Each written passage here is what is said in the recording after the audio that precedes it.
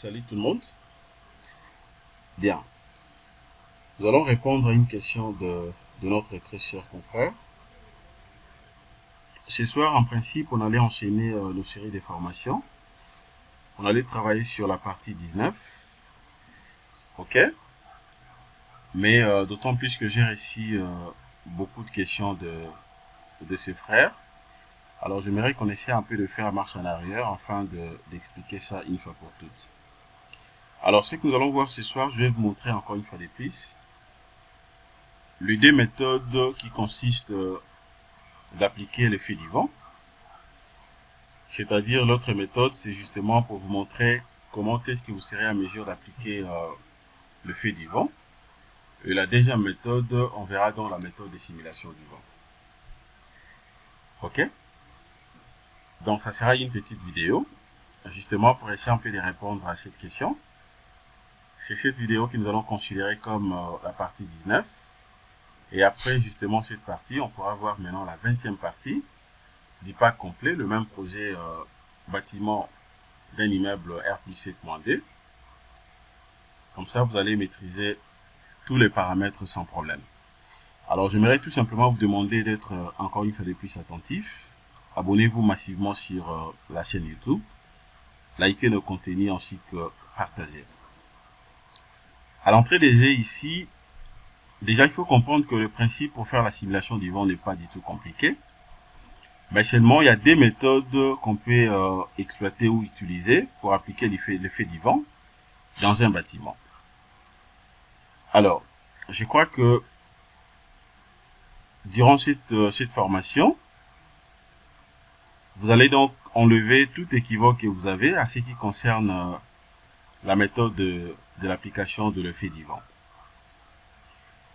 Donc, je crois que on peut déjà travailler sur ça. Donc, si vous êtes prêts, suivez-moi juste après ce générique.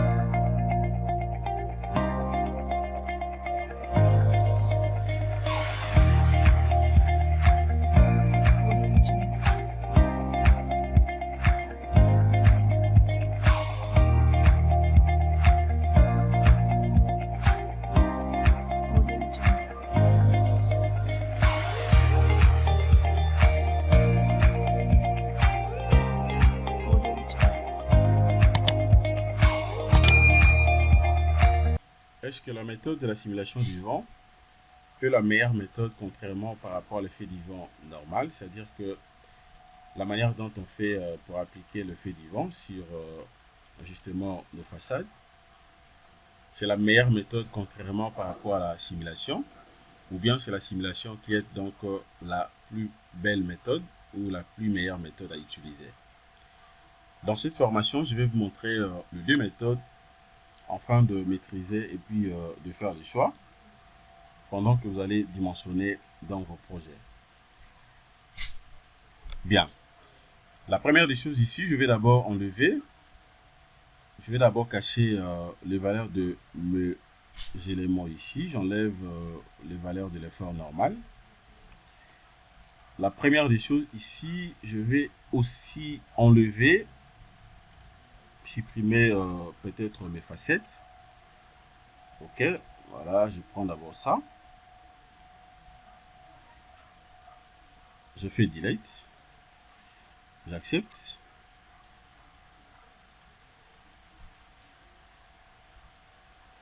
Je vais supprimer la première facette. D'ailleurs, je peux le supprimer même à partir d'ici. Hein. Je prends seulement l'élément fini. Ou carrément, je peux prendre objet. Voilà, je cherche contour. Je fais ça. Je crois que je vais sélectionner le tout directement. Je vais tourner d'abord. Voilà, c'est sélectionné. Et puis, j'ai fait delete. C'est parti. Voilà, je patiente, c'est parti. Donc, là, je viens de supprimer dans mes bardages. Pourquoi j'ai supprimé mes bardages? Justement, puisque je vais refaire l'opération. mais je vais changer de méthode. Et après, la méthode de la simulation, je pourrais vous montrer après. Alors, déjà, ce qu'il faut savoir, en fait, avant de faire la simulation ou bien d'appliquer le fait du vent, vous êtes obligé d'abord de déterminer, en fait, la surface d'influence.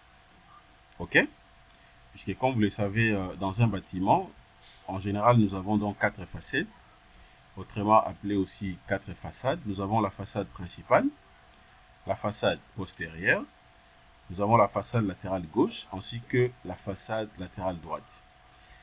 Alors, la première des choses à faire, c'est quoi? C'est d'abord de comprendre en fait la forme du projet, la forme des bâtiments. Alors, comme vous le voyez très bien, la forme de ces projets ou de ces bâtiments, c'est donc sous forme d'un rectangle. OK? Donc, le bâtiment a une forme rectangulaire. Alors, c'est-à-dire quoi? La facette ici, elle est beaucoup plus grande par rapport à l'autre façade. OK? Donc, la façade principale et la façade postérieure contiennent donc une petite portée, contrairement par rapport aux façades latérales gauche tout comme droite. Donc, cela revient à dire quoi? C'est que moi, je vais considérer ici comme le facette exposé sur les deux facettes. Justement, puisque si le vent souffle suivant cette direction, les bâtiments auront tendance de basculer facilement vers de l'autre côté. OK? Tout comme je peux considérer également ça, je laisse que la partie, la facette postérieure, ou bien je prends que les deux. OK? Voilà. La première méthode, d'abord, qu'est-ce qu'il faut faire? La première méthode d'appliquer le fait du vent, c'est juste question de venir ici. Je viens premièrement sur chargement. Je clique sur vent et neige. Je clique là-bas. Une fois cliqué, je suis maintenant obligé de déterminer d'abord la surface. Pour déterminer la surface, je viens là, je vais cliquer sur définir. Ça me donne la possibilité d'avoir déjà donc les contours. Je vais cliquer sur panneau. Je dois me rassurer au moins qu'il s'agit d'un bardage. OK, je dois me rassurer qu'il s'agit d'un bardage pour ne pas avoir une épaisseur. Sinon, alors, puisque vous le savez très bien, si je prends une épaisseur, c'est-à-dire que ça va influencer aussi le poids propre de la structure. Donc, je prends tout simplement l'élément bardage. C'est un élément qui ne pèse pas. Je vais pointer les curseurs ici, puisqu'il s'agit justement du vent, comme vous le savez. Si par contre que je dimensionnais ou bien je calculais un projet dans une zone où il y a présence de neige, je peux le faire aussi pour la neige. OK, donc je peux vous montrer comment appliquer aussi la neige sur le bâtiment. Mais pour aujourd'hui, on verra tout simplement le fait du vent. Donc je clique là. Je vais maintenant déterminer premièrement les contours des facettes. Alors, qu'est-ce que je fais ici? Je vais d'abord activer les polylignes.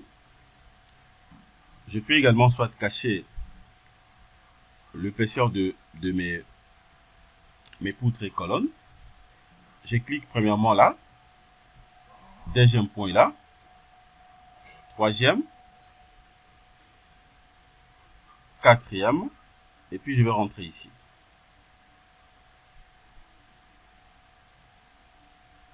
Je vais patienter. Voilà. Dès que je clique comme ça, déjà je viens d'obtenir donc le bardage. Je tourne de l'autre côté. Je vais vous montrer seulement comment le placer dans deux facettes. C'est le même principe que vous allez garder. OK. Là également, je vais activer. Je clique premier point là. Deuxième, je serai ici. Troisième là. 4. Et puis 5.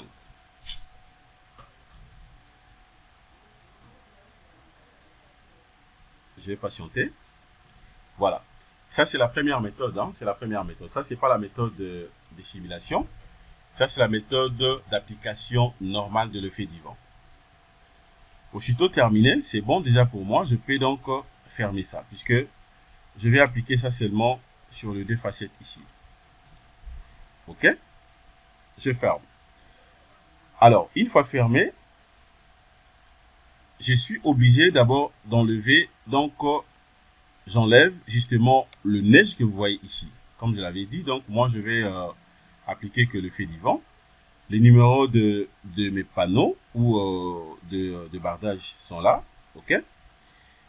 C'est le même numéro que vous voyez ici que je peux tout simplement copier. Je copie en faisant tout simplement CTRL C. Et après maintenant je vais cliquer sur paramètres. Je clique directement sur paramètres. Je vais patienter. Je clique sur paramètres. Au même moment, cliquer sur paramètres, je patiente afin de voir comment est-ce que je vais générer déjà donc le maillage. Je vais voir comment les maillages seront générés. Voilà. Je patiente. Regardez même ici, hein, ça vous donne déjà une idée de l'effet du vent. Mais aussi, vous avez la neige. Ok, puisque vous le savez très bien, la neige sera tout simplement appliquée. Si par contre que vous êtes dans un pays où il y a présent de la neige, ok, c'est là où vous serez obligé donc de tenir aussi compte de la neige. Mais pour notre cas dans ces projets, je ne tiens pas compte de ça. Et donc là, je patiente. Voilà, la détermination des incohérences au niveau du maillage. Je patiente également. Et là maintenant, c'est bon. Vous avez déjà ici l'aperçu du projet. Ok, donc il y a quelques paramètres ici à faire. La première des choses, c'est d'abord de voir, de bien comprendre les départements ici. Les départements quelconques, c'est tout simplement par rapport à la forme, ou mais aussi par rapport au choix des départements mentionnés ici. À ce qui me concerne, je vais laisser par défaut. Ok. Là également, je laisse par défaut, il n'y a pas de problème. Je descends maintenant au niveau du vent. Vous avez donc la surpression et puis la dépression. Ok. La surpression et la dépression, ça dépend tout simplement de ce que vous allez appliquer, bien sûr par rapport aux milliers. Donc ça dépend aussi des milliers. Par exemple, si vous êtes dans une zone non protégée, ok, une zone qui n'est pas protégée complètement, dans le sens où, par exemple, ces bâtiments, c'est un projet R+7-D. Ok, ça peut arriver que le bâtiment sera érigé dans une zone où il y a déjà presque des bâtiments avec une hauteur beaucoup plus importante, des bâtiments R+7, R+10, R+20, R+15 aux alentours. Déjà, je peux comprendre qu'en réalité, je suis dans une zone qui n'est pas à 100% exposée. C'est une zone un peu protégée. Ok? C'est-à-dire, là, je peux considérer, c'est comme si que la pression du vent, c'est des presses. Ok? Mais par contre, si je suis dans une zone non protégée, alors je peux considérer ça comme une surpression. Vous voyez, donc, c'est en fait ça. À ce qui nous concerne ici, d'abord la pression par défaut que moi je vais utiliser ici, je prends une pression de 0,40. Ok, généralement, ce qu'il faut comprendre au moins, le fait du vent, la pression du vent est donnée aussi fonction bien sûr des zones. Ok, des zones, tout comme aussi justement de la forme du bâtiment. Ok, généralement pour calculer ça, vous pouvez également calculer et faire des analyses à ce qui concerne la hauteur des bâtiments. Si par exemple que le bâtiment, par rapport à notre cas ici, nous avons un bâtiment R+7.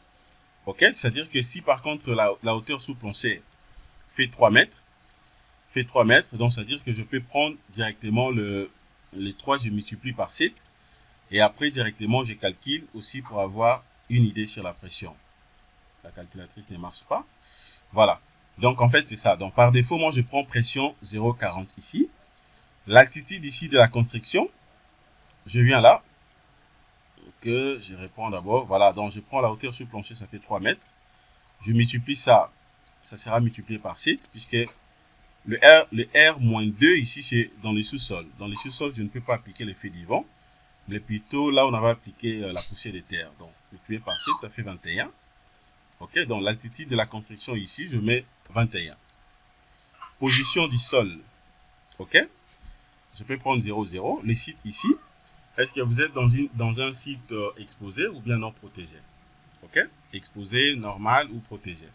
Bon, moi je suppose que je suis dans un site non protégé, donc exposé. Ok. Là également, je peux prendre soit extrême, bien normal. Voilà. Bon, comme ici je pris suppression, je suppose que non protégé. Et puis là également, je peux prendre extrême, hein, tout comme je peux prendre normal. Donc ça dépend de votre projet. Est-ce qu'il y a présence de bords? Ok, de bords justement de part et d'autre. Je me dis non.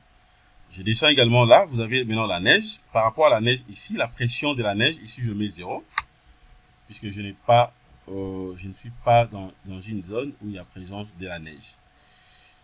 Position du sol, déjà c'est bon. Voilà, dans la pression, j'ai pris 0,40. Ou carrément, je peux même prendre 0,50. Bon, je prends ça comme ça juste pour expliquer. Et après, maintenant, là, vous avez la direction du vent. Ok? Déjà, vous allez comprendre la pression. Lorsqu'on avait fait la simulation du vent, je crois qu'on avait pris 25. Hein, je crois qu'on avait pris 25. Ou carrément, je peux prendre aussi également 25 ici. Voilà, la direction maintenant ici, je vérifie tout simplement. Ok? Je vérifie tout en respectant bien sûr les principes de la rigidité. Voilà, je me dis les zones exposées, c'est suivant donc le dé facette ici, donc je prends que le dé. Vous voyez, je prends que les dés. Je pouvais également soit rajouter là, ça également, et puis ça. Pourquoi pas ça? Ok? Justement, ça me permet, quand je vais maintenant vérifier, je vais voir la direction la plus défavorable. Ok? C'est celle que je vais considérer. Une fois terminé, je viens ici, tout simplement pour appliquer, et j'applique. Ok? Dès que j'applique, directement, j'obtiens ces petits tableaux avec tout ce que je choisis comme direction du vent. Ok? Les détails, vous avez donc le delta, la direction et tout ce qu'il faut. Et puis directement, je peux générer. Ok? Je génère directement donc de l'autre côté. Alors, une fois généré, voilà, une fois généré, voilà. Une fois généré, est-ce que vous regardez les bâtiments? Regardez comment est-ce que le bâtiment a changé des couleurs. Vous voyez? Justement, c'est au niveau de facettes. Ok? Si vous venez ici, vous allez voir directement que j'ai inséré dans le fait divant. Là, ça, je peux fermer. Je peux également enlever ça. Je clique ici pour avoir directement l'épaisseur de mes colonnes et poutres. Colonnes et poutres. Voilà, je vais patienter. Voilà. Ok? Je peux même tourner ça comme ça, afin de bien voir. Si je vais vérifier, par exemple, ce que je fais, je viens là, je prends d'abord 45 degrés. Je peux cliquer ici. Attendez. Voilà. Ça traîne encore. Voilà. Patienter, ça planter un tout petit peu. Ok. Vous voyez déjà? Regardez comment est-ce que j'ai donc appliqué le fait divant. Ok. Suivant donc l'angle de 45 degrés. Regardez à quoi ça ressemble. Vous voyez? Donc vous avez une forte sollicitation de cette facette. Ça va justement de gauche vers la droite. Vous voyez? C'est dans l'autre sens. Ok? C'est-à-dire qu'ici, la différence entre les deux méthodes est que ici, j'ai appliqué donc le vent justement sur la facette. Ok? Sur toute la facette. Maintenant, la méthode de la simulation que je vais vous montrer, là maintenant, vous allez voir, je vais exposer tout simplement les colonnes. Ok? Je vais exposer les colonnes. C'est beaucoup plus important aussi. Raison pour laquelle j'ai dit entre les deux méthodes, les deux sont bonnes. Les deux méthodes sont bonnes. Mais la meilleure méthode pour moi, c'est la méthode de la simulation. Pourquoi? Puisque à travers la méthode de la simulation, j'ai la possibilité au moins d'exposer, tant soit peu, mes colonnes. Ok? Donc, ça me permet d'avoir beaucoup plus une précision, de bien dimensionner mes colonnes pour ne pas avoir peut-être d'autres valeurs que je ne vais pas considérer. Je peux vérifier également suivant l'angle de 90 degrés. prends maintenant le 90 degrés. Je vais voir à quoi ça ressemble. Le 90 degrés. Voilà, je vais prendre le 90 degrés. Je vais vérifier à quoi ça ressemble.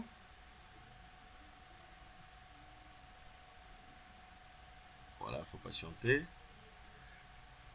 Voilà, vous avez 90 degrés. Je peux prendre ça à 35. Toujours positif ici, hein. Il faut regarder la direction ici, positif. Donc, ok. Donc, il faut regarder aussi les repères ici. Vous avez donc les positifs et les négatifs. Ça vous donne directement une idée. Et puis, vous voyez aussi la valeur qui varie. Donc, au fur et à mesure. Là, je prends 315. Toujours long. Ok, vous voyez maintenant. C'est-à-dire, là maintenant, vous allez voir que c'est l'autre facette qui est la plus sollicitée. C'est-à-dire, je suis obligé maintenant de tourner vers de l'autre côté. Voilà, je vais faire ça. Vous voyez. Donc, ça, c'était la première méthode. Maintenant, je vais vous montrer aussi rapidement la deuxième méthode. La deuxième méthode consiste à quoi? La deuxième méthode maintenant consiste justement à faire la simulation. Ok?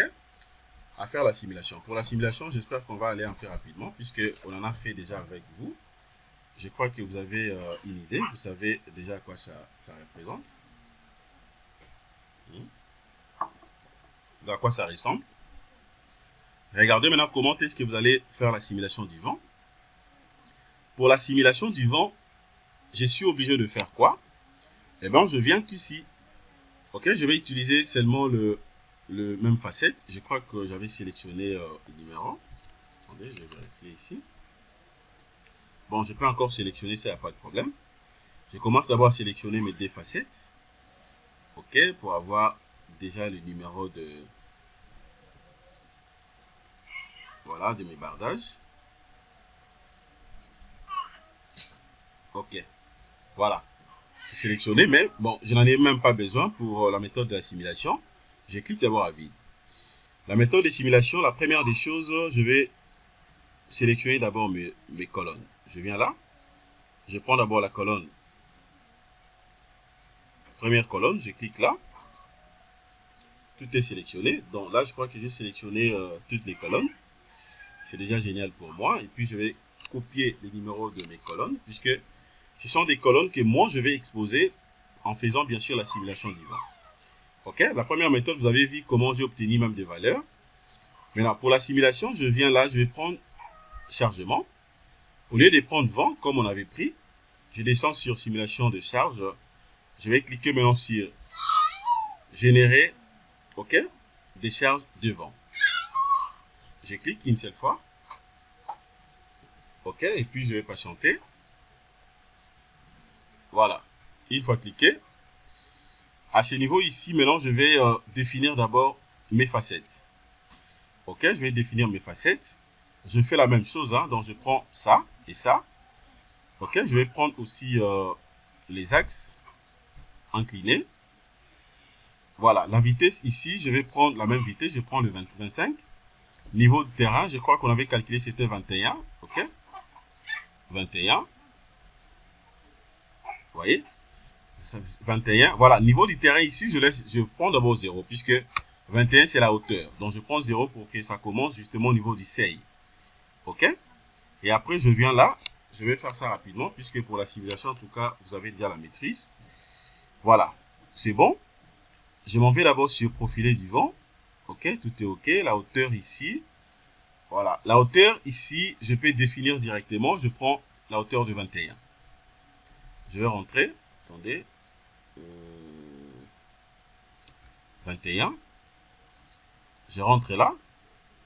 C'est bon ici. Je vais cliquer sur démarrer. Je clique directement sur démarrer. Et puis je patiente. Je vais patienter. Regardez maintenant la différence. Vous allez voir la différence entre les deux. Ça maintenant c'est la méthode de la simulation. C'est-à-dire que là je suis en train de faire la simulation du vent. Ok, tout en exposant bien sûr mes colonnes. vais patienter. Je patiente. Voilà, je vais patienter, puis je vais observer. Déjà, c'est bon avec le maillage. Maintenant, je suis au niveau de la simulation X positif et Y positif. Je vais patienter.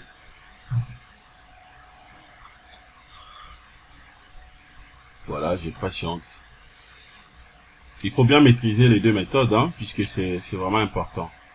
Ok, c'est important, c'est-à-dire que dès que vous maîtrisez les deux, vous serez un peu calé, vous n'aurez pas de souci pour appliquer l'effet du vent, peu importe les projets.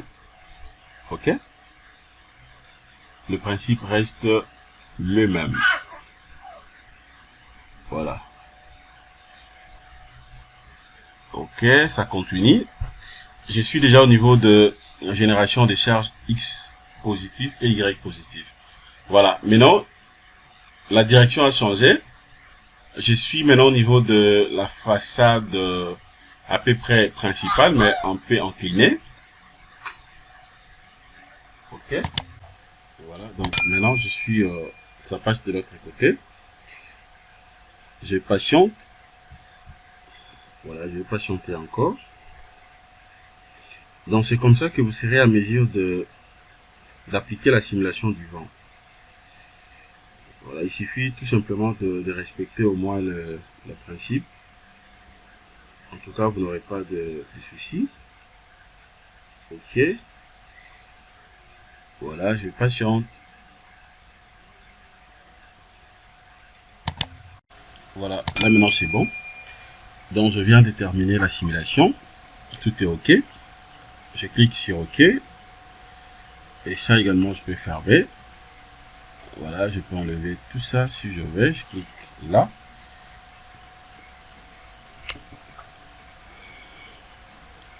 Attendez, je vais faire marche en arrière.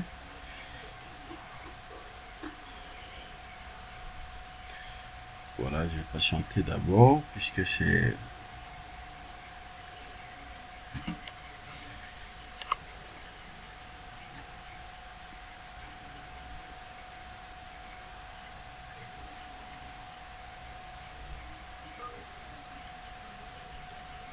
le temps que ça génère, donc je patiente. Ok. Donc, le projet est là. Là, vous allez voir que je fais au même moment, j'ai appliqué l'effet du vent par la méthode normale, mais aussi je fais directement dans la simulation du vent. Alors, pour voir tout ce que je fais, c'est juste question de venir ici et vous défiler. Et ben, vous aurez donc la possibilité de visualiser les tout. Ok. La première méthode qu'on a utilisée ainsi que la deuxième méthode. Donc déjà voilà ce que je voulais vous montrer à ce qui concerne dans la simulation du vent. Ce n'est pas du tout compliqué, mais il suffit que vous puissiez comprendre au moins comment ça fonctionne. Les dés sont là. Ok, donc c'est pas, vous n'êtes pas obligé, vous ne pouvez pas mélanger les dés, hein, donc c'est juste pour vous expliquer. Je prends d'abord première simulation. Ok, je vais voir à quoi ça ressemble. Je vais voir à quoi ça ressemble.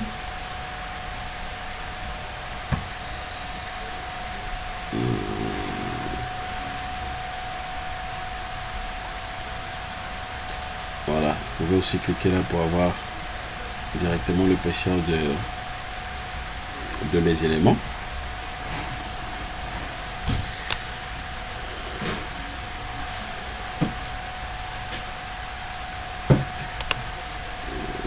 La machine devient un peu lourde, hein? Donc comprenez que c'est par rapport au projet, d'autant plus qu'il y a plusieurs fichiers qui sont ouverts, raison pour laquelle ça prend un peu beaucoup de temps.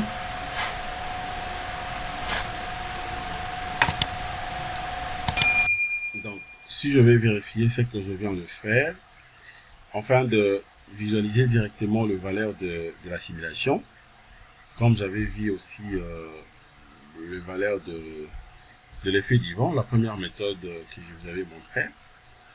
C'est juste question de venir ici. Vous allez donc choisir la simulation que vous voulez voir. Et puis dès que vous cliquez, vous aurez directement le valeur sans problème. Ok, donc je crois que là c'est beaucoup plus clair et simpliste. Voilà, donc comprenez que la machine plante à tout moment. Oh là là, je vais patienter encore une fois de plus. Voilà.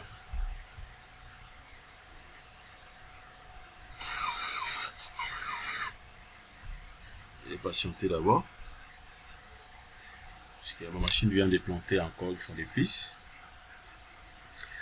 Bon, ça plante. La machine vient de planter justement par rapport à tout ce que je fais, hein, puisque comprenez que j'ai ouvert plusieurs fenêtres au même moment. Et puis les projets que je suis en train de faire et autres. C'est ce qui fait de manière à ce que la machine puisse planter.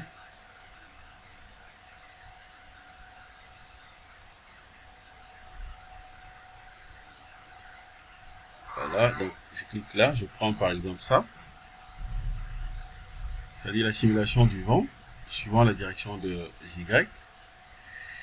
Ok, je peux vous montrer ne fût-ce que ça. On va voir à quoi ça ressemble, c'est qu'on aura par rapport à cela. Donc,